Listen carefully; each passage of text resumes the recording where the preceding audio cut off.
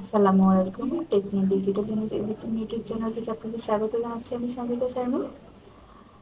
আজকে আমরা শিখব কালার কারেকশন। কালার কারেকশনের একটা ইজি ওয়ে শিখব, কিভাবে আমরা কালার কারেকশনটা করতে পারি। তো অ্যাট ফার্স্ট আমরা যে ইমেজটা কালার কারেকশন করব সেই ইমেজটা ক্লিপিং পাথ করে নেব। আমরা এই ড্রেসটা কালার কারেকশন করব। আমাদের এই ড্রেসটা যে কালারটা ছিল এটাকে আমরা পিঙ্ক কালার করব। যে কোনো কালার করা যাবে, আমরা এই পিঙ্ক কালারটা করব। তো অ্যাট ফার্স্ট আমরা ক্লিপিং পার্টটা করে নিয়েছি। দেন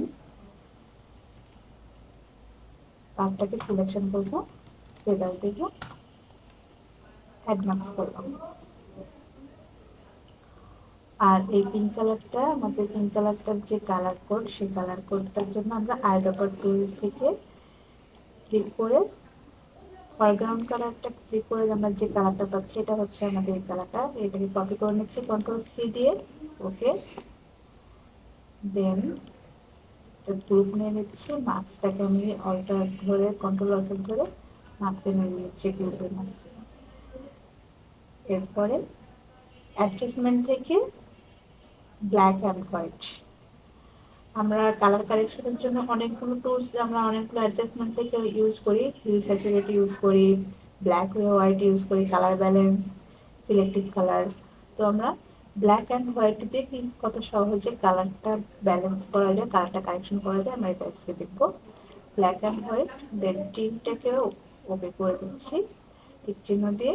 তারপরে ডাবল ক্লিক করে যে কালারটা আমরা কপি করছিলাম সেই কালারটা এখানে পেস্ট করে দিচ্ছি। তো আমাদের কালারটা চলে আসছে। ওকে, এই সেম একই ওয়েতে আমরা কিন্তু প্রত্যেকটা কালার করতে পারবো।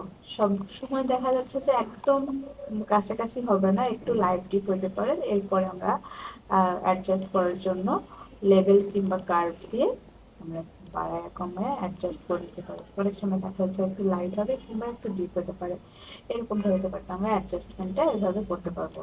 তো এই একই ওয়েতে আমরা আমরা অনেকগুলো কালার করতে পারবো।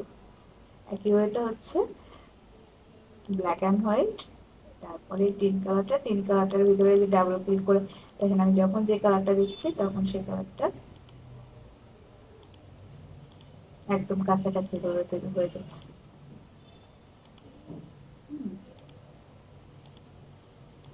এটা হচ্ছে কালার কারেকশনের একটা সবচেয়ে ইজি একটা ওয়ে।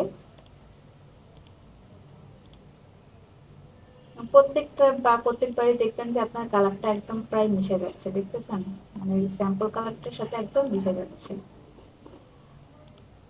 তো একটু যদি কম বেশি থাকে তো আমরা কার্ভ নিয়ে লাইট বা ডিপ করে নিতে পারবো। এইভাবে আমরা খুব ইজি ওয়েতে প্রত্যেকটা ড্রেসের কালারটা চেঞ্জ করতে পারবো। Thank you for watching. আল্লাহ হাফিজ।